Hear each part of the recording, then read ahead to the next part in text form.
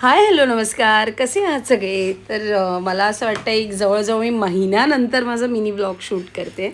So चला मग आजच्या दिवसाची सुरुवात खूप छान झाली ॲज युजल आणि आज मी करते बऱ्याच दिवसांनी. आणि मेन म्हणजे ना काजूचा सीझन आहे आणि माझ्या सासऱ्यांनी काजू दिलेले, तर मी काजूची भाजी केली मस्तपैकी जवलं आणि शेवगाच्या शेंगा टाकून.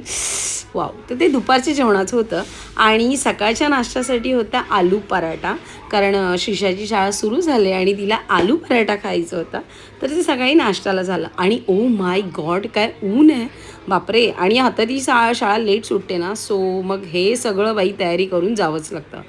हां, तर चला फायनली आम्ही आलो आहे. खूप दमले आणि पण जरा मस्त वाटतं असं थोडं बाहेर गेलं ना वातावरणात, की घरी ये की घरी खूप कंटाळा येतो. तर संध्याकाळच्या जेवणासाठी आहेत बांगडे.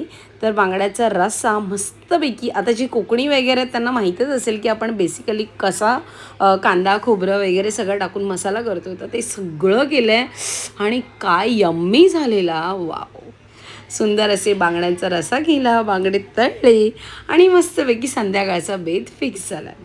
तर चला मग आज मला असं वाटतं माझं बऱ्यापैकी रुटीन थोडं टाईट होतं, कारण शिशाचा फर्स्ट डे होता, त्यात नॉनव्हेजचा दिवस होता आणि नॉनव्हेजच्या दिवसाला जरा एक टाईमच बनवायला लागतं, पण ते थोडी मेहनत जास्त लागते.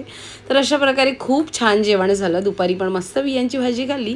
संध्याकाळी मम्मीने दिलेला मेथीचा लाडू थोडा टी व्ही बघत बघत एन्जॉय केला आणि श्रीशाला दिली मॅगी.